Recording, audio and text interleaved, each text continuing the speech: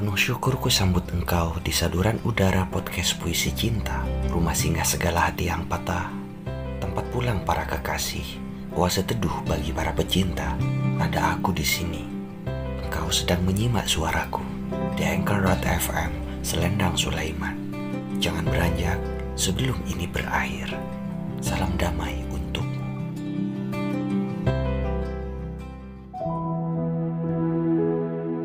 Kali ini aku mau baca monolog buat kalian, karya Endrianti Arno. Monolog yang populer, sudah dipanggungkan di mana-mana, dibacakan di mana-mana. Dua Cinta judulnya.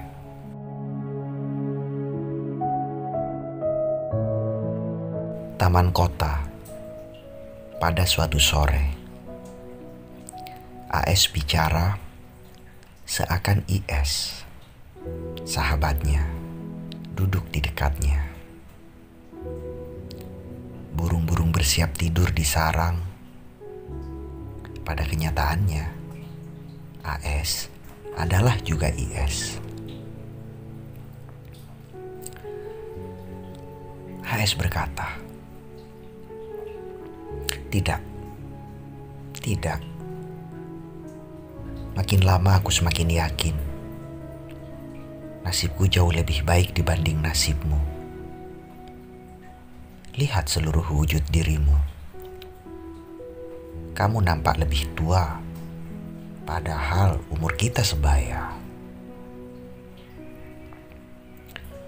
Aku yakin batinmu menderita. Salah sendiri. Kenapa kamu pilih sis? Apa dia? Siapa? Apa hebatnya? Kaya, luar biasa, jenius, nol besar. Cuma kantung nasi. Banyak sekali kekurangannya. Dia sama dengan kekurangan. Gampang bosan, dan waktu itu lontang-lantung. Kantungnya selalu kosong. Bahkan dompet pun dia tak punya. Sis parasit, benalu bagi keluarganya. Dan aku tidak mau menikah dengan lelaki yang jelas-jelas kasih isyarat tak akan mampu bertanggung jawab. Sekali benalu, sulit diperbaiki. Masih begitu kan dia sekarang? Aku tak percaya si Sudi mengotori tangan, bekerja banting tulang demi keluarga. Sis bukan tipe seperti itu. Dia priai, menak, yang mengharapkan segala sesuatunya sudah tersedia di atas baki emas. Tinggal mengunyah seperti kerbau. Lebih gemar bermalas-malasan, tapi maunya selalu dihormati. Sis memang ganteng, Arjuna, Rama, banyak gadis tergila-gila, mabuk kepayang, lupa diri, tak peduli, asal bisa selalu dekat. Aku, kamu, Maria, Tuti, Menar, Dewi, dan masih banyak lagi yang kena jerat kegantengannya. Tapi wajah kan bisa berubah. Sekarang badannya pasti mulai gemuk, perut buncit, rambut di kepala rontok, menipis, malah mungkin sudah botak dia. Berapa gigi yang copot? Sudah pakai gigi palsu? Jalannya kian lamban kan? Pasti berbagai penyakit datang. Darah tinggi, gula, asam urat, rematik, jantung. Entah bagaimana dia diranjang. Apa masih suka bikin kejutan dan tiba-tiba menyerang? Atau sudah tak mampu lagi dia? Jangan tersinggung. Jangan marah. Cuma bercanda.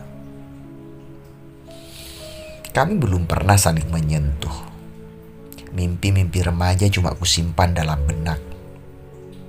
Jeratmu ternyata jauh lebih ampuh. Sis menyerah, tak berkutik. Sejak itu dia tak mau lagi menengok gadis-gadis lain. Cuma kamu. Aku akui, itulah hari berkabung bagi kami semua. Hari ketika sumpah serapah meledak dan kamu dibenci banyak gadis. Nasib, takdir, pernikahan kalian, sialan. Mungkin takdir juga yang mempertemukan kita di sini. Tidak tahu untuk apa kamu di sini. Tidak tahu juga mengapa aku kemari. Tapi aku tahu, dulu kalian sering bercintaan di sini, di bangku ini. Jangan salah sangka, aku tidak pernah mengintip. Cerita itu sudah jadi rahasia umum. Kami sering menggosipkannya dengan hati kesal dan cemburu. Orang bilang, kalian paling suka diam berjam-jam sambil berpegangan tangan. Duduk rapat, lalu dia memeluk kamu, membelai rambut kamu, menyentuh pipimu. Kamu memejamkan mata dan dia mencium bibirmu. Lalu adegan seperti dalam film-film barat kalian lakukan. Kamu sogok penjaga taman supaya kalian bisa bebas berbuat mesum sepuasnya. Kamu jerat sis di taman ini dengan cara kasar, taktik murahan. Dan makin sering kamu rayu, semakin erat dia terjerat. Tak mungkin lagi bisa lepas. Untuk apa cerita itu diulang lagi? Tidak ada gunanya. Berapa anakmu sekarang? 10? 15? Berapa perempuan, berapa lelaki? Mirip siapa wajah anak-anakmu? Sis, kamu, atau kalian tidak ada anak sama sekali? Maaf, jika dugaanku tadi salah. Harus kuakui, pasti karena cemburu. Mungkin kalian bahagia. Memang seharusnya kita tetap bersahabat seperti dulu, sebelum sis jadi batu sandungan bagi hubungan kita. Seharusnya kita bisa melupakannya. Harus. Toh masa lalu tidak mungkin kembali. Mana mampu kita mengubah mundur jarum jam. Mustahil. Waktu undangan pernikahan kalian kami terima. Jujur kuakui, seketika hati kami luka. Luka paling buruk. Tak ada darah mengucur, tapi sakitnya bukan alang kepalang. Kami merasa kalah, dikhianati, hancur. Kenapa justru kamu? Ada yang meraung-raung, marah, menangis seminggu. Ada yang langsung pulang kampung karena putus asa. Maria malah sudah siap-siap gantung diri. Untung ketahuan ibu asrama dan sempat dicegah. Tuti paling parah. Hampir saja otaknya tak bisa disembuhkan. Dia sempat dirawat di rumah sakit jiwa. Dan sekarang jadi kembang rumah pelesiran di Surabaya. Aku sakit panas 2 bulan. Demam, mengigau, menganggap dunia sudah kiamat. Heran, siapa sis? Mengapa begitu banyak gadis yang patah hati? Apa kelebihannya? Apa bedanya dengan pemuda-pemuda lain? Tapi aku pun tahu betapa besar pengaruh cintaku pada sis. Dulu, aku sering diganggu keinginan mencari alamat kalian. Dan kalau sudah ketemu, ingin kubunuh dia. Ku cacah-cacah tubuhnya. Ku sebar di jalanan, biar jadi makanan anjing. Sudah dia jatuhkan putusan, menandatangani nasib jelek puluhan gadis yang tak berdosa. Apa dia berhak? Sinting, edan, setan. Sis tidak punya hak berbuat sekecil itu. Kami sengsara, serasa mati dalam hidup yang merana. Dia nyaman, enak, nikmat, hidup berumah tangga, punya anak, bahagia. Dia tidak peduli apa yang dialami gadis-gadis yang ditinggalkannya. Tidak peduli janji-janji asmara yang pernah dia ucapkan kepada kami. Tidak peduli. Kamu pasti tahu, atau paling tidak, merasa Sis punya hubungan dengan banyak gadis. Dia seperti lalat, menyebar telurnya sembarangan. Dan kami yang sudah dia buahi, hidup seperti belatung. Coba menggapai langit sendirian, lalu mati begitu saja. Dia ungkap tipuan asmaranya kepada setiap gadis yang tak sadar sudah dibohongi berkali-kali. Bagai ular dia menggigit dan menyesapkan racun di jiwa kami. Kami kena racun cinta Sis. Celakanya, kami rela dipermainkan. Pasrah. Percaya saja. Dan masih terus menyimpan harapan. Mungkin pada suatu saat cinta Sis akan datang. Sialan.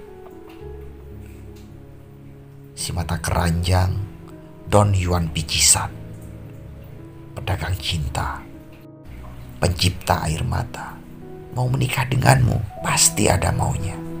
Tapi memang juga kamu yang terpandai memasang tali jerat. Bisa dipahami kalau Sis berteguk lutut. Kamu bersiasat menjebloskan Sis ke dalam suatu dilema sehingga dia terpaksa mengambil tanggung jawab itu. Ayo IS. Tidak perlu membantah. Semua tahu. Aku marah kalau kamu menyangkal. Cerita sudah beredar. Gosip terlanjur menyebar. Seluruh kota tahu.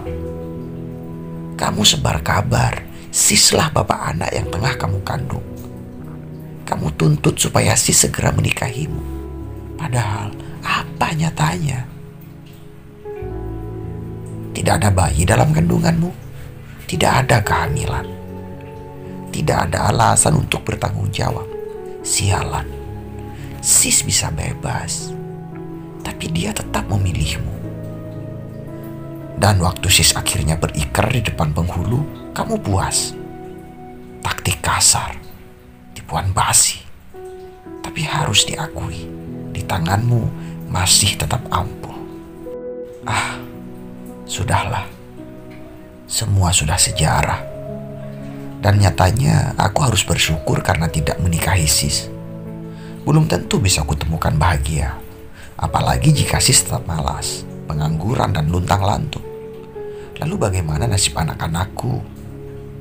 Harus rajin meminta bantuan kepada ayah ibu dan saudara-saudaraku. Sampai kapan mereka bisa tahan?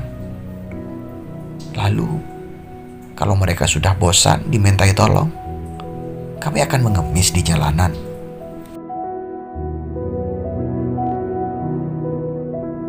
Mengapa diam saja? Mengapa tidak berterus terang? Aku buta keadaan kalian. Hanya bisa meraba-raba, menduga-duga. Apa betul kalian bahagia atau sengsara? Is, bicara. Apa? Bagaimana kondisi keuangan kalian? Sudah punya rumah sendiri? Atau masih kontrakan? Atau kalian menumpang di rumah saudara? Punya mobil, telepon, TV, lemari es, mesin cuci, microwave? Punya kolam renang di halaman belakang rumah? Atau kalian cuma meminta-minta? Bicara, Is, bicara. Aku akan mendengarkan saja.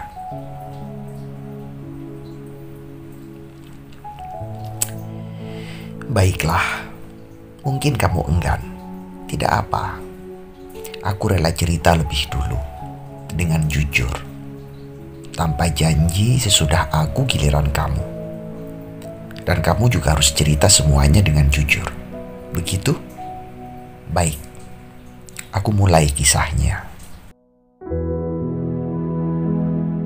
Sesudah kalian menikah dan aku sembuh, aku berkenalan dengan seorang pemuda. Anak tunggal konglomerat pemilik pabrik besar pengolahan batu bara di Kalimantan. juga pemilik hotel-hotel bintang 5 di Surabaya dan Jakarta. Kami bercintaan hanya beberapa bulan. Kemudian aku dilamar. Kuterima lamarannya. Hidup selanjutnya sudah bisa kamu tebak. Iya kan? Dia pewaris usaha keluarga. Kami bahagia. Anak 5, 2 lelaki, 3 perempuan.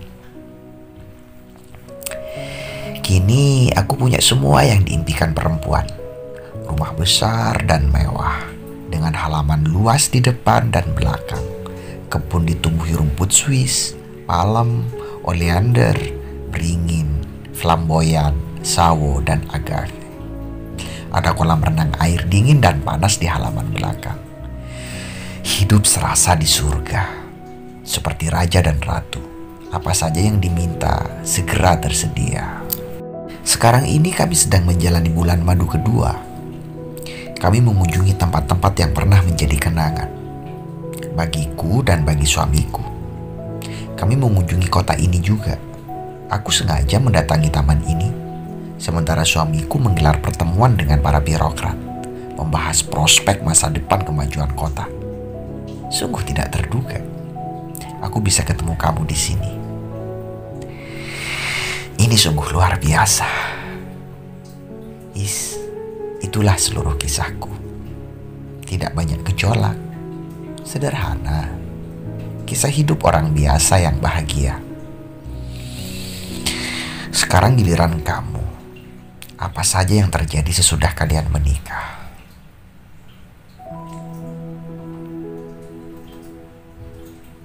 Diam, tidak ada jawaban.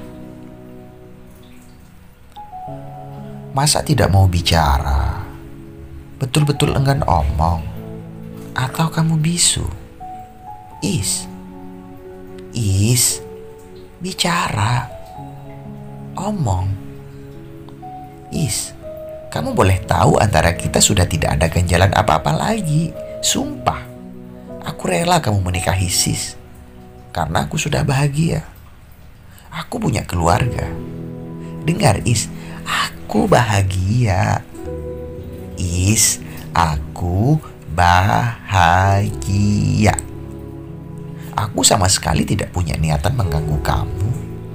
Aku tidak punya niat ketemu Sis. Atau barangkali kamu curiga aku akan mati-matian berusaha membeluk Sis dengan harta. Untuk apa? Rumah tanggamu, hak kamu tidak boleh diganggu. Punyaku adalah milikku. Biarlah tetap seperti itu. Kita bersahabat lagi seperti dulu. Jika kamu punya kesulitan, aku pasti akan menolong. Aku mampu menolongmu. Aku kaya.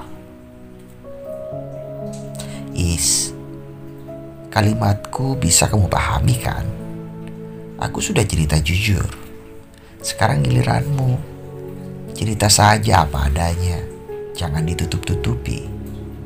Hei, tidak ada gunanya bohong, apalagi menyembunyikan kenyataan. Nanti malam aku janji ketemu kawan-kawan lama kita. Mereka pasti akan cerita juga tentang kamu.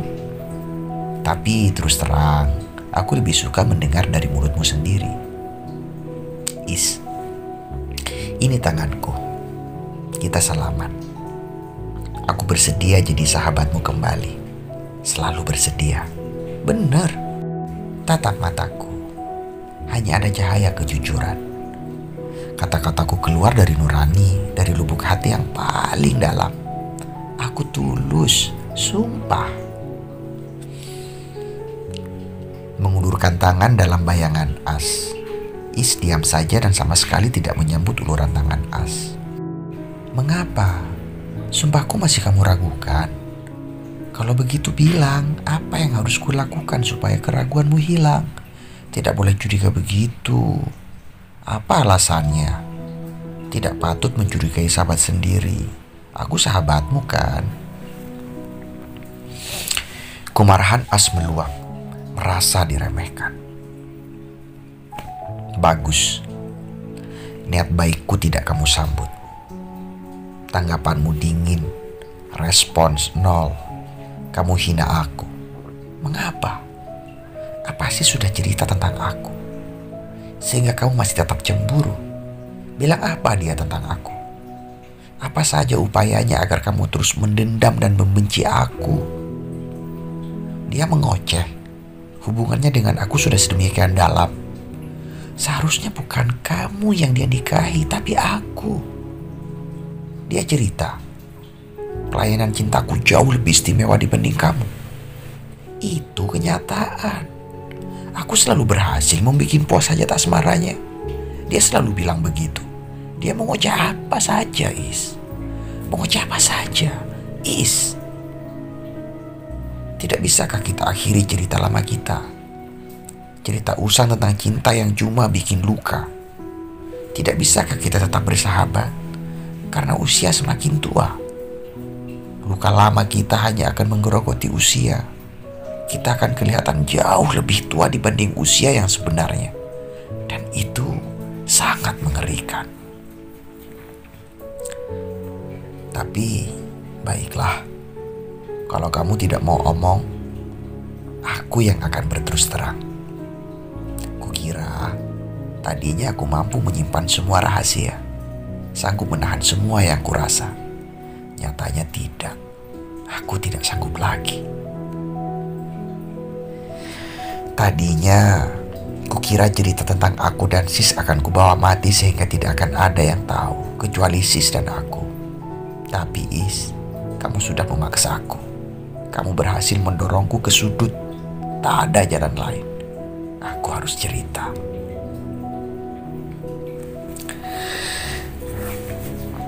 Sebelum Sis berhubungan dengan kamu, dia sudah intim denganku. Kami seperti suami istri.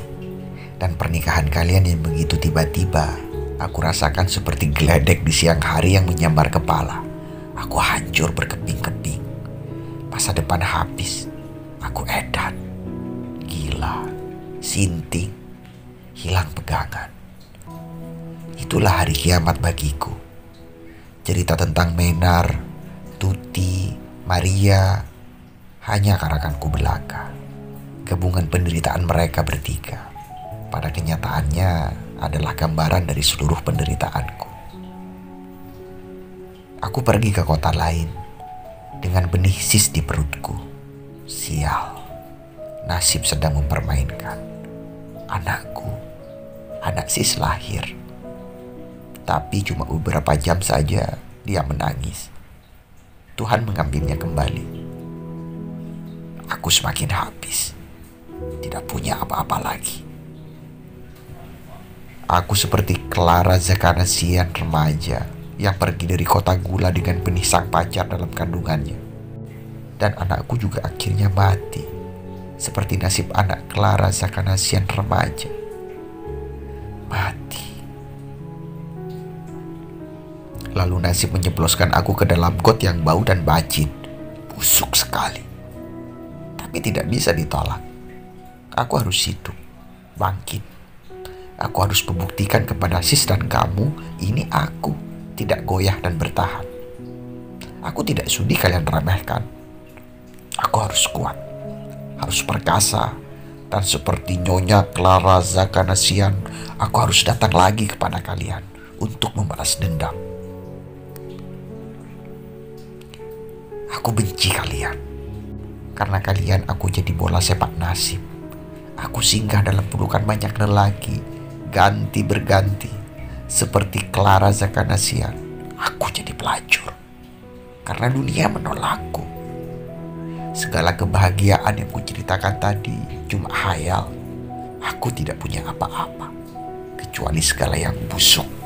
Itulah bedanya antara aku dan Clara Zakanassian.